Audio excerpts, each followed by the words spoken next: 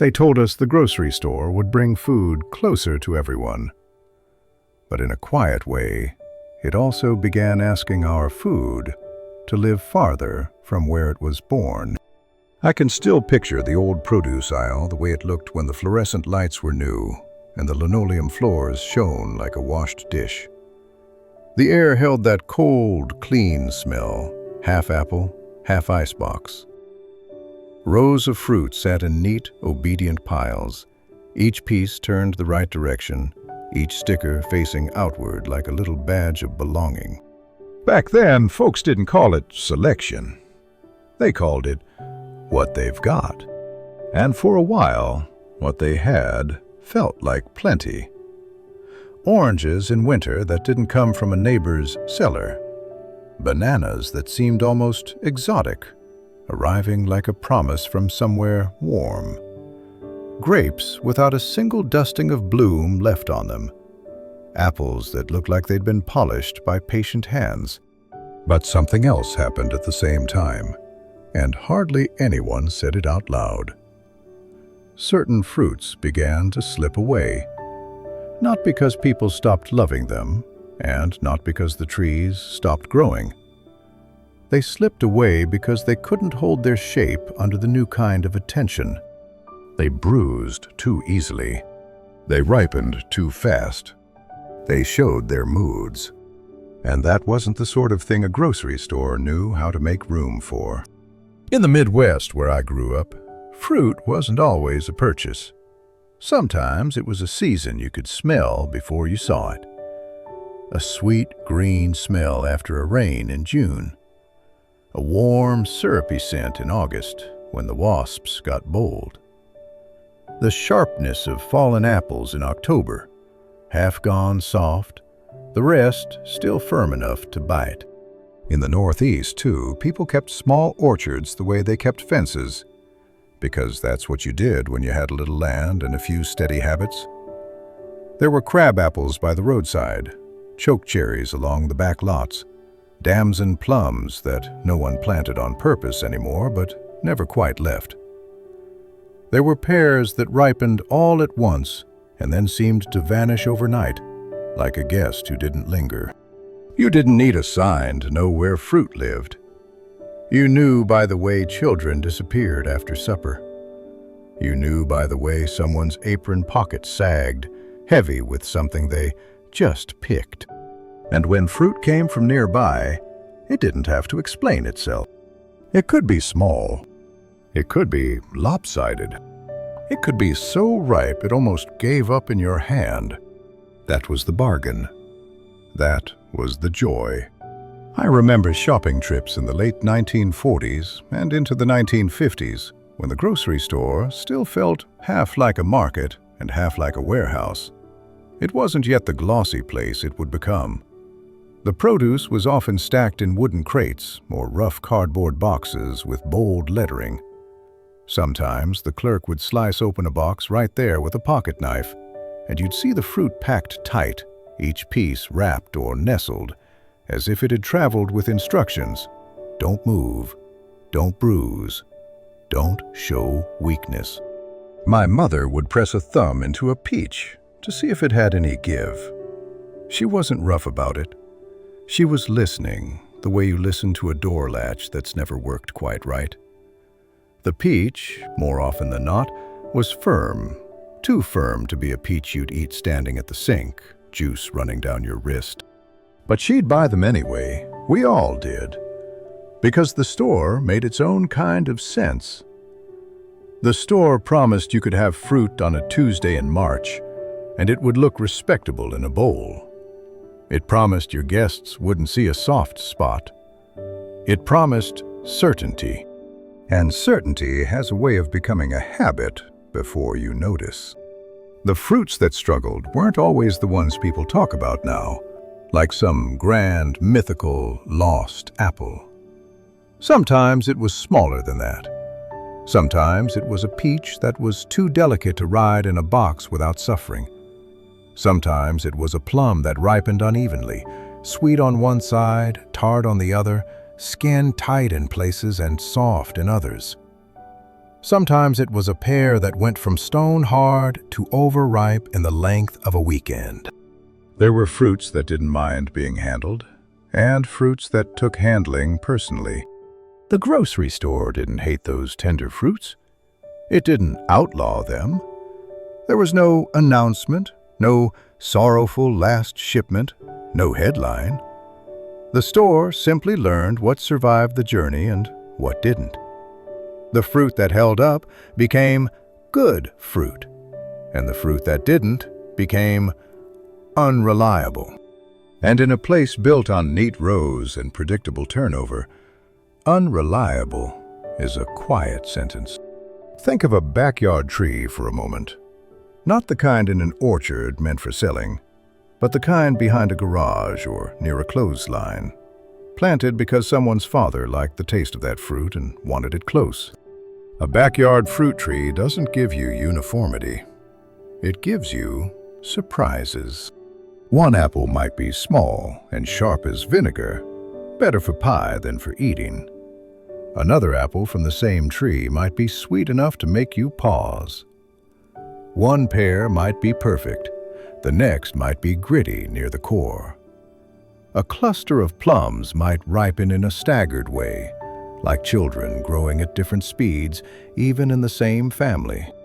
You accepted all of it because you weren't buying a promise. You were meeting a living thing where it stood. And the fruit didn't have to be tough. It only had to be good. Somewhere in the 1960s and 1970s, the grocery store became smoother, brighter, more standardized. The produce aisle wasn't just a place to buy food, it became a display of confidence. You walked in and saw a kind of order that felt modern, almost comforting. Everything looked like it belonged there. Apples lined up like marbles. Oranges stacked in bright pyramids. Peaches laid out like they were being inspected. And the fruit, at least the fruit you could buy easily, began to take on a sameness that wasn't about flavor, it was about behavior. A fruit had to be willing to wait. It had to be willing to chill without collapsing into mealiness. It had to be willing to sit under lights, stacked beneath other fruit, handled by strangers, and still look calm. That's not a small demand if you think about it. A ripe peach is not calm. A fully ready pear is not patient. A soft berry is not built for crowding. They are meant for closeness, for timing, for hands that know them. I think of the old farmers' markets that used to be more common in towns, that now only have them as a weekend novelty. Back then, it wasn't a special outing. It was just where you went when you wanted something that hadn't traveled far enough to forget its scent. A man might sell peaches from the back of a truck, and you could smell them before you saw the sign. A woman might have baskets of small apples that didn't match each other, and she'd say, "These are sweet, those are for cooking." Someone might set out pears that were still firm and tell you, without fanfare, "Give them a couple days on the counter." There was conversation built into the purchase, not marketing, just human knowledge. The kind passed on the way recipes were passed on, plain, practical, and full of small trust. But the grocery store didn't work that way. It couldn't. It wasn't built for that kind of quiet talk. It was built for a person to step in, choose quickly, and leave with something that looked the same as it did last week. When fruit needed no explanation, it fit the shelf. When fruit needed understanding, it slowly lost its place. There were fruits you rarely saw in stores, even when they were still common in yards and hedgerows. Not because they were worthless, but because they were awkward.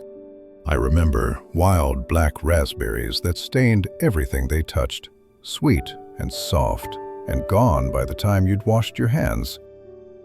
I remember little strawberries that were so fragrant they made store-bought ones seem like painted decorations.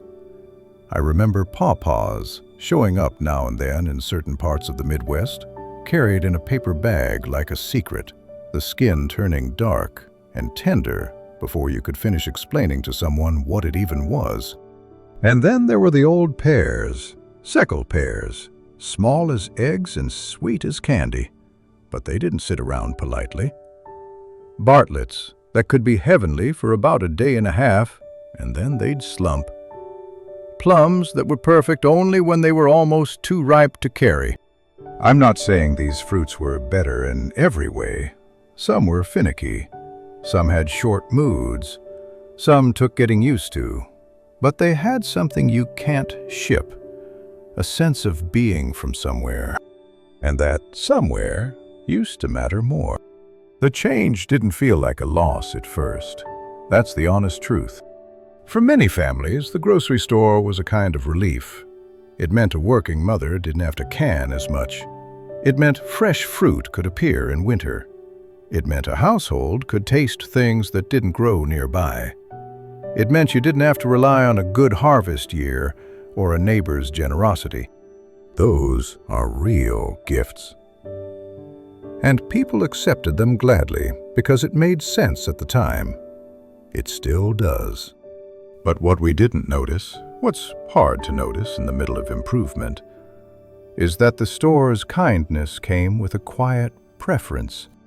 Not for flavor, exactly. For durability. For predictability. For fruit that didn't argue with the calendar. And little by little, we began to eat what could survive, not what was best when it was alive and near. I think about how a fruit looks when it's truly ripe. Not ripe enough, but ripe the way a tree intended. A peach had its peak, has skin that feels almost like velvet warmed by sun. It gives slightly under a careful touch. It smells like sweetness and green leaves all at once. It's not a thing you toss into a cart beneath canned goods and a sack of potatoes. A ripe pear is shy, almost. It looks fine right up until the moment it isn't. It asks you to pay attention. It asks you to eat it soon and to forgive it for not being handsome. A berry at its best can't keep its dignity for long. It wants to be eaten in the yard, or at the kitchen table, or over the sink. It wants to stain your fingertips. It wants to be remembered. But the grocery store aisle was not made for fruit that wanted to be remembered. It was made for fruit that wanted to behave. By the 1980s, you could walk through a supermarket and see fruit that looked like it had been trained. And in a way, it had. The fruit became less varied, not only by type, but by character. The differences that once made fruit feel like part of the landscape, early and late apples, small and large peaches, plums that didn't all match, began to fade into a handful of familiar shapes. Children grew up with fruit that was always available, but not always fully itself. Apples that snapped, yes, but sometimes tasted like cold water. Peaches that looked like peaches, but often stayed stubbornly firm, or else softened into something bland. Strawberries that shone in plastic boxes, but carried little scent until you leaned in close. We learned to stop expecting fruit to be fragile. We learned to stop expecting it to surprise us. And when you stop expecting those things, you stop missing them. At least for a while. There's a moment I remember, standing in a kitchen, when I realized a certain kind of peach was gone. Not peaches, mind you. The store had peaches, but not the kind that would bruise if you looked at them wrong. Not the kind that would perfume a whole room. Not the kind that had that narrow window where it was so perfect it made you quiet. I was holding a store peach that looked flawless. I cut it open. The flesh was pale and clean, and it wasn't bad. It just wasn't that. And it struck me then. The peach I was remembering was not only a flavor, it was a timing. It was a place. It was a small urgency. Eat this now. Don't wait. Don't put it in a drawer. Don't treat it like it's going to last. The store peach had no urgency at all. It had been made for waiting. People sometimes talk about progress, as if it's a single road. But most of what changes a culture happens more like weathering, slowly, quietly, without malice. The grocery store didn't set out to erase local fruit. It didn't stand in judgment over old varieties and say, "You're not welcome." It just built a world where certain traits mattered more than others. A fruit that could travel became normal. A fruit that couldn't became rare. And rarity, after a while, starts to feel like impossibility. If you were lucky, you still encountered the old kind of fruit in small places. A roadside stand with a hand-painted sign. A neighbor with a tree that was too generous for one family. A church basement table with baskets of late apples. A brown paper bag handed to you with the quiet words, "These won't last." And you'd bring them home and your kitchen would change for a day. The air would take on that scent you'd forgotten existed. The fruit bowl would look less perfect, but more alive. There would be soft spots. There would be uneven ripening. There would be one piece that was better than the others, and one piece that had to be used for sauce. In other words, there would be honesty. And then, often as not, it would be gone again. I sometimes think the deepest change wasn't in the fruit itself, but in how we learned to relate to it. Once, fruit asked something of us. Not labor, necessarily, but attention. You watched the tree. You waited for the right day. You picked carefully. You ate quickly. You preserved what you could. You shared the rest. Fruit was a relationship with time. The grocery store offered a different relationship. Fruit as an object, available on command, tidy, and dependable. That's not inherently wrong. It's simply a different way of living. But when that became the main way, we began to forget the old agreement between fruit and place. We forgot that some flavors only exist in a narrow window. We forgot that some fruit is meant to be imperfect. We forgot that bruising is sometimes the price of true ripeness. And so the fragile fruits, those tender, short-lived, unpredictable ones, became like old songs that weren't written down. They survived in pockets of memory, in certain backyards, in the stories older people told without thinking they were telling history. A grandfather might say, "We used to have pears you couldn't buy anywhere." An aunt might mention plums that were so sweet they'd make your teeth ache.